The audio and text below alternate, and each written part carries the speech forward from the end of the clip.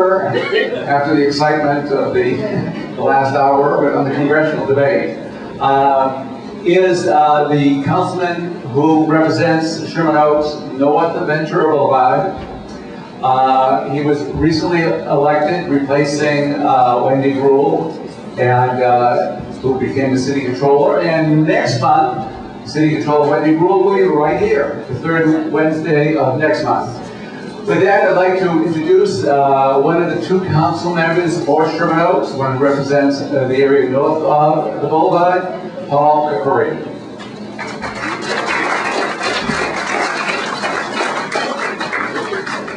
Thank you, Richard, and thank you everyone for having me back. It's good to see you all again.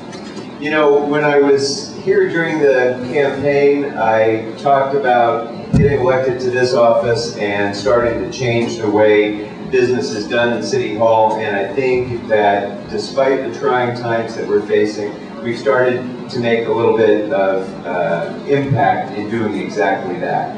I've been there now for 10 months, and it's been 10 months that have been filled with, you know, unprecedented challenges for this city. But my team, many of whom are here, and I have really started to make a difference in the way City Hall does business. And I think, you know, to start off, we should talk about the state of the city's finances, because of course that is what is on the forefront of everybody's mind. And the news is not good there. The city is facing deficits and future deficits like we have never seen in the course of my lifetime, certainly, with few good options really for addressing that. And so one of the things that we've tried to do is lead by example. So I've taken a voluntary pay cut. Everyone on my senior staff has taken a voluntary pay cut. When I got elected to office, I was offered the opportunity to purchase a car. I said, thank you, I'll take one that you have in the garage. We had six or eight staff cars assigned to this office for my staff to drive and take home. We gave them all back and said, thanks, we don't need them, we'll drive our own cars. When it came to decorating the office, I was given a new office, and instead of, as some elected officials have done, you know, spent, as you've all heard the story, spent rather lavish sums in decorating their office. We took a field trip over to the police warehouse to see what they had left over. And so I have a nice desk. It's a deputy chief's leftover desk, but it's left over.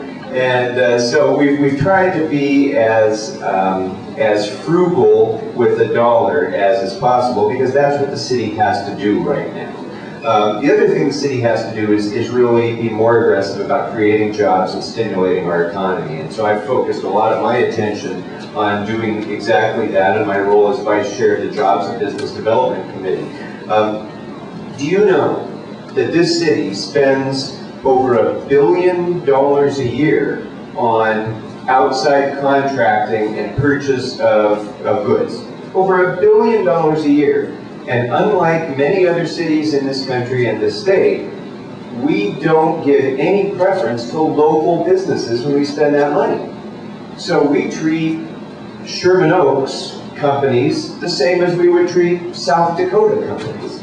And that just seems to me ludicrous that we're spending over 85% of that $1 billion or so dollars outside of Los Angeles. So your tax dollars go to purchase things in somebody else's community and create jobs there.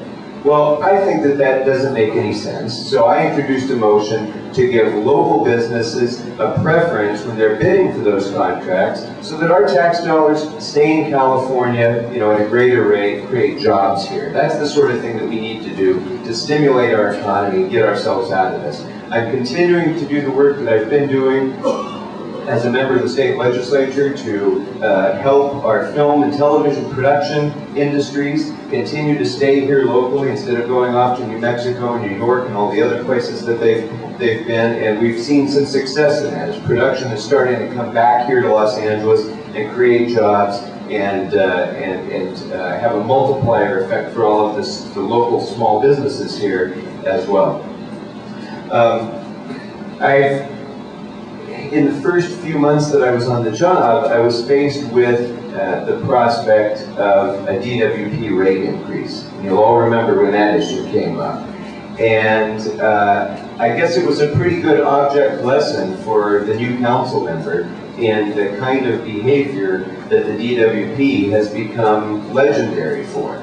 You know, putting something in front of us as a fait accompli, no transparency, no public input, just a declaration that we need to raise your rates so that we can pay for infrastructure and renewable energy and so on. Well, I was one of a handful of council members who say, sorry, your word is not good enough for me. You've got to show me. And until you show me, the answer is no. And so I was one of those who voted against any rate increase. Unfortunately, we didn't carry the day. There was a smaller rate increase that was approved, but the actions of the council, all of us collectively, did stop the much higher rate increase that the DWP board had already approved. Much of my focus has been, as I think it should be for any council member, on protecting our community quality of life. And that's increasingly difficult in these difficult economic times. But I think that's where our focus needs to be. And our first priority in protecting our quality of life and in spending the limited funds that the city has available to it is in public safety. So I've been one of those who've been championing preserving our fire and police services. I stood up against any reduction in the size of the LAPD and against the cuts to the ambulance services that had been proposed by the mayor, as well as the elimination of the hazmat squad for the San Fernando Valley. I fought against those things with sometimes successful months, sometimes not successful, but that was what I stood for. I fought against overdevelopment. For example, many of you know about this SB 1818 project on Magnolia near North Hollywood High School that the community had been fighting against for years, that it was plowing forward, it was ready to be approved until I got elected, and we pulled that into the council and we were able to defeat that project outright, and that project is not going to go forward now. When it came to hillside mansionization, Soha led the way, really, in helping to craft a policy that made sense. The work that you all did here to provide input into that was the model that I used in the Plum Committee, the Planning and Land Use Management Committee, to try to shape that policy in a way that would work effectively for the people in the hillsides here in limiting the kind of overdevelopment that we've all seen on these hillsides. Medical marijuana, it's been a problem that's been growing exponentially here. You've heard me say before that until recently, we had more medical marijuana outlets in the city of Los Angeles than Starbucks coffees. I'm not exaggerating, that is literally true. And that's just absurd. There aren't that many sick people in Los Angeles who need marijuana to justify that many outlets.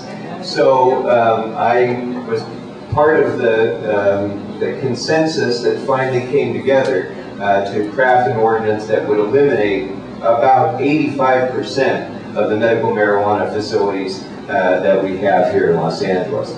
And another scourge that especially affects Sherman Oaks, mobile billboards. These parked signs that you see on every single major boulevard in town and throughout the valley, really.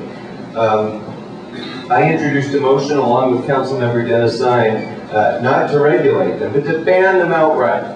And we recently got some very helpful legislation in Sacramento authored by our own Assemblymember Mike Fewer as well as Assemblymember Bob Blumenfield that will give local government more authority to be able to do exactly that. Well, we're already doing it.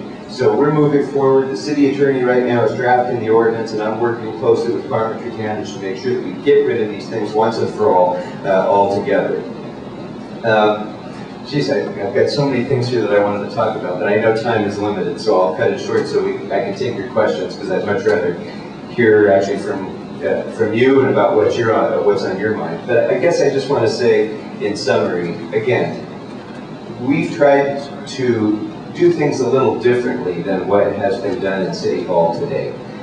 We are the new kids on the block, and I say we because it is a team effort, and I have many of my staff members here with us tonight. We don't accept the answer that that's the way it's always been done here.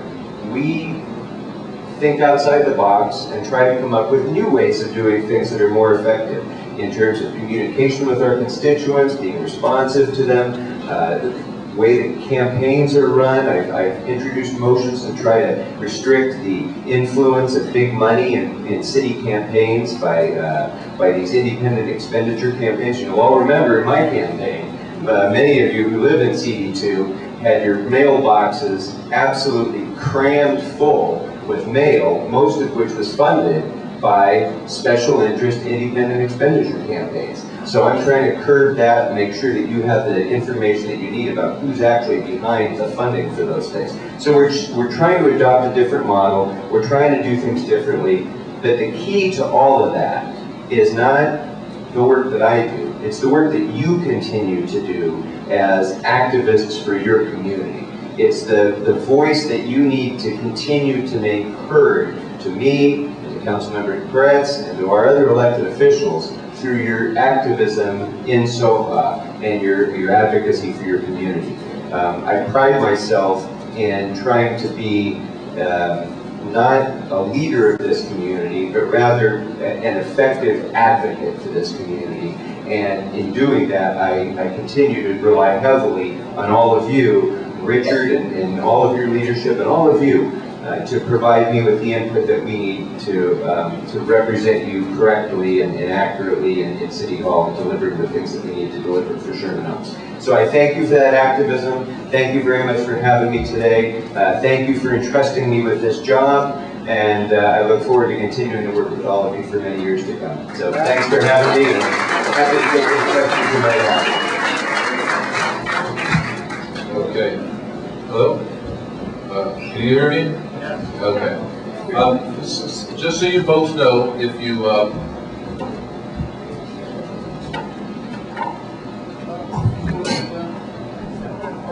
if I don't ask your question, it's not because I don't think it's the absolute best question in the world, but it may be because we're out of time, or I can't read it. But I will try to get to as many as I possibly can. There's two questions here on the same issue. One's from Marshall Long, and the other one's from Jim Weitzler. What is your view of the M. David Paul 500-unit condominium project on Sepulveda over just north of Ventura Boulevard? Do you support the Ventura Boulevard specific plan?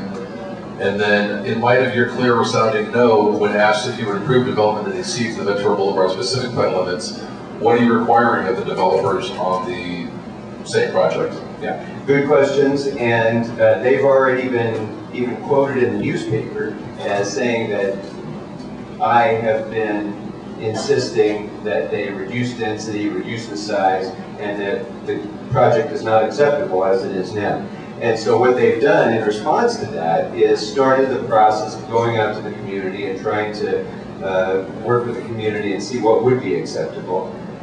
I said during the campaign, and it's been my sort of mantra since then, that a developer who comes to me with a big project like that can put away their PowerPoint presentation until they've gone out and talked to the community to see what are the community's needs, make sure that those needs are reflected in that project, and what are the adverse impacts of that project, and how have they been mitigated.